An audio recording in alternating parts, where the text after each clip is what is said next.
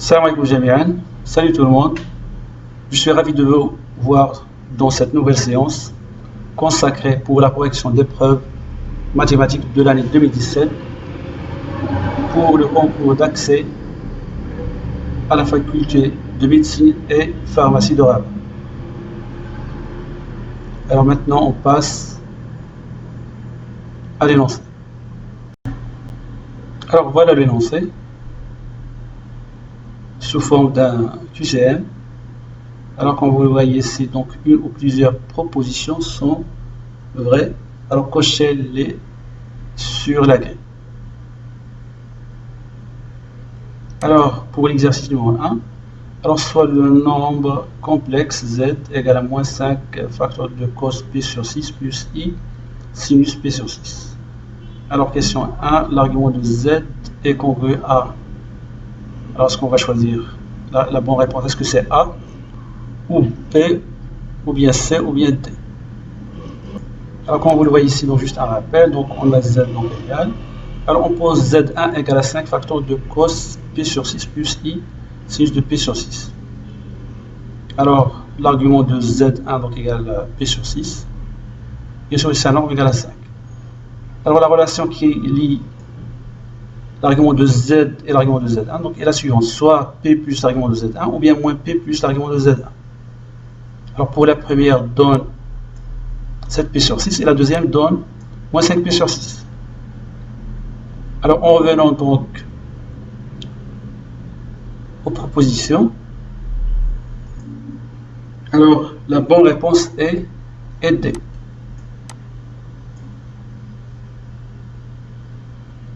Alors pour la question numéro 2, il nous demande la forme exponentielle de z. Alors comme vous le voyez, donc z, donc soit on peut l'écrire sous la forme de 5 fois l'exponent de 7p sur 6, ou bien 5 fois l'exponent de moins 5p sur 6. Alors revenons donc au choix proposé. Alors pour la question 2, donc on a deux possibilités. Donc la bonne réponse donc c'est B et D.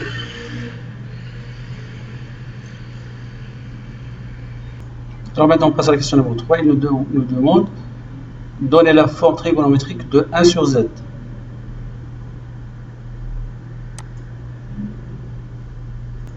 Alors juste un rappel. Alors 1 sur z égale à quoi? Égale à 1 sur 5 fois l'exponent de i 7pi sur 6, ou bien 1 sur 5 fois l'exponent de moins 5pi sur 6 fois i. Bien sûr, en appliquant les propriétés de l'exposant, bien des puissances, donc on va avoir soit ce résultat, soit ce deuxième résultat. Alors maintenant on va passer au choix de la bonne réponse. Alors la bonne réponse c'est A.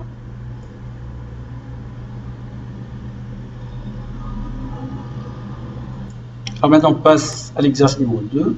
Alors soit la fonction numérique f définie sur l'intervalle 0 plus infini par l'expression suivante. Bien sûr, et f de 0 égale à 0. Alors, pour la quatrième question, alors est-ce que la fonction est dérivée est la réponse A ou B ou C ou bien D? Bien encore, vous le voyez donc avec un simple calcul, donc on calcule la dérivée.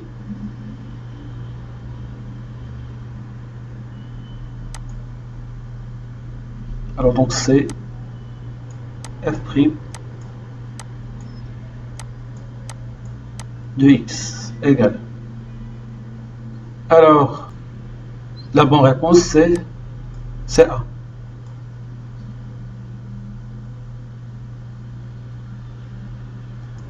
La question 2, alors il nous demande est-ce que f est continu à droite en 0 et petit b, la deuxième grande b, f est dérivable à droite en 0. Alors on va étudier la continuité de f en 0 plus, donc ça va nous donner plus infini. Car comme vous le voyez, donc avec un changement de variable, donc la première limite donc égale plus infini, et la deuxième donc égale à 1. Bien sûr, en multipliant donc plus infini par 1, donc ça donne plus infini. Donc c'est-à-dire notre fonction n'est pas continue en 0 plus. Et puisque f n'est pas continue en 0 plus, donc par évidence, donc f n'est pas dérivable en 0 plus. C'est-à-dire c'est pas la peine de calculer les limites ou bien d'étudier la dérivabilité en 0 plus. C'est-à-dire le calcul de limite en 0 plus de f de x moins f de 0 sur x moins 0 sera inutile. Alors c'est-à-dire pour la question 5, c'est-à-dire on a éliminé le premier choix et on a éliminé le deuxième choix. Alors, il nous reste deux choix. F, c'est de f admet une asymptote oblique d'équation y égale à x plus 2, c'est bon, en plus infini, ou bien y égale à x en plus infini.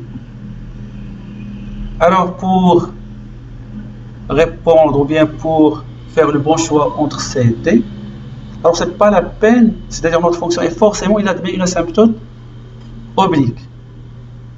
Bon, comme vous remarquez, soit pour le premier cas, soit pour le deuxième cas, on a toujours un x.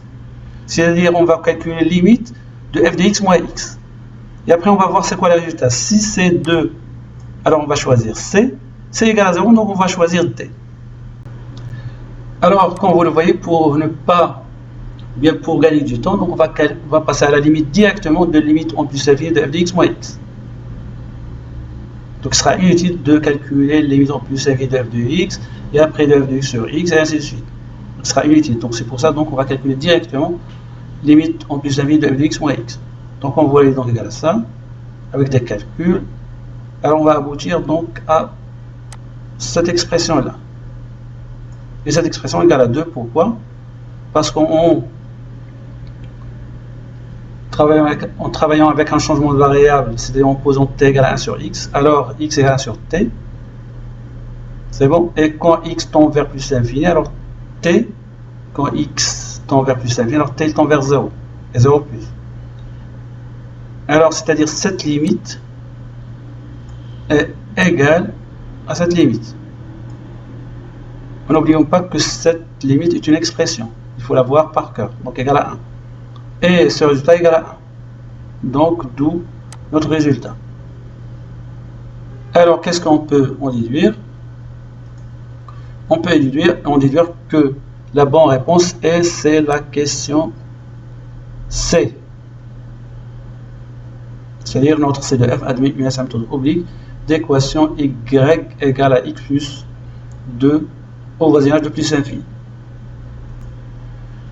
Alors maintenant on passe à l'exercice numéro 3, soit la fonction numérique f définie par, bien sûr, sur r privé de moins 1 plus 1, donc par cette expression. Alors, la question numéro 6, une primitive de f sur 2, 3 et f telle que. Alors on a 4 choix ici. Alors pour gagner un peu de temps, donc on va essayer de déterminer la primitive de la fonction f. Alors on remarque que notre fonction f de x, on peut l'écrire sous la forme de, comme vous le voyez ici, c'est bon, c'est-à-dire u' sur, ou bien moins u' sur u au carré.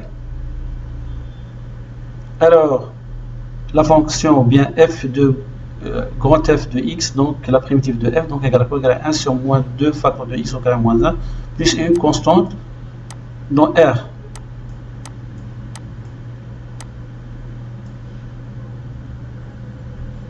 Alors, cette constante peut être 2 racine de 2 et ainsi de suite.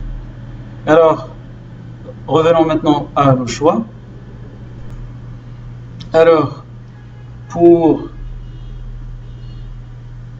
le choix B, donc comme si on a ici plus 0, donc c'est une bonne réponse. Et pour C ici égale à 2, donc c'est une bonne réponse. Alors maintenant on passe à la question 7. Alors il nous demande de déterminer la valeur de I. Alors sur l'intervalle 2, 3, notre fonction elle est positive. Alors c'est-à-dire automatiquement on va éliminer le deuxième et le troisième choix. Alors maintenant il suffit de calculer la valeur de i. Alors comme vous le voyez ici, donc l'intégrale de 2 à 3 de f de x, donc d de x donc égale, c'est bon, donc en réduisant donc on va dénominateur et ainsi de suite, donc on va trouver i égale à quoi? Égale à 5 sur 48. Donc c'est la bonne réponse. Alors donc la bonne réponse c'est A. Alors et merci et à la prochaine.